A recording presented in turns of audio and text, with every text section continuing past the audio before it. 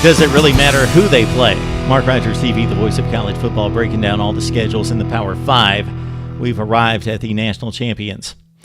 The Alabama Crimson Tide we have rated as the 9th most difficult schedule in the SEC. It's number 37 in college football.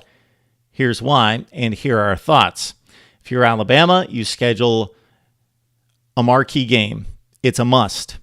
It shouldn't be as it was a few years ago in 2014 against West Virginia. It shouldn't be against this particular season, Louisville. Next season, Duke. That should not be the marquee game. Wisconsin, fine. Michigan, fine. Florida State last year, fine.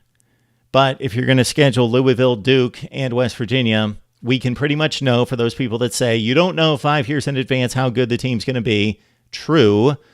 But there's a high probability that if you schedule the likes of the Blue Bloods, that they're going to show up ready to go and with one of the best teams in the nation. And Alabama needs to play that kind of game. It's not playing that this year or next year. Louisville's fine, but add one more, not 3 complete cream puffs. Arkansas State, Louisiana, and of course the annual scrimmage before the Iron Bowl this year against the Citadel. So that's it for Alabama football. Louisville's a fine team, fine program. Bobby Petrino, no Lamar Jackson. Even when they had Lamar Jackson, they proved time and time again not to be an elite team. Good team, top 25 team.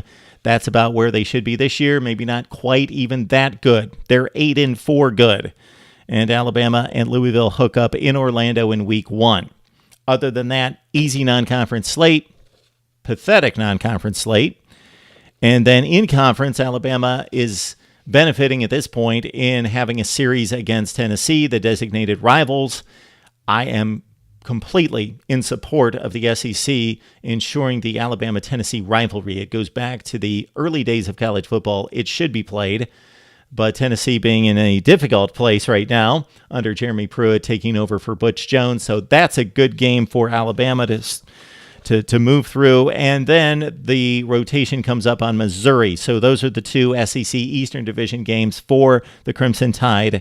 Back-to-back weeks in October against Mizzou and in Knoxville against the Volunteers. Of course, they've got the SEC Western Division, which I consider to be the best in college football, but minus Alabama, it's probably not the best in college football 2 through 7. So it's the best in college football primarily because it has the best team in college football in Alabama, and they don't have to play themselves. So this is what it turns out to be. The toughest stretch is probably just a back-to-back, not really a stretch. Back-to-back games at the beginning of November against LSU on the road and Mississippi State at home. It would be even more difficult, but they've got the scrimmage game against the Citadel in there before they play the Iron Bowl at home against Auburn. Last year, Alabama struggled against Mississippi State and Auburn. Both those games were on the road. This year, they played the Bulldogs and the Tigers at home. Alabama will set up for a run to the college football playoff. We will, of course, come back after we do all the rankings on the schedules to give you our previews and predictions on all the teams in the Power 5 and our college football playoff selection as well. Number 9 in the SEC, number 37 in the nation. It belongs to the national champs, Alabama. Please subscribe, comment, and like. We bring you the best debate and discussion and analysis with the best bloggers, writers, and reporters that you will find online right here at Mark Rogers TV, the voice of college football.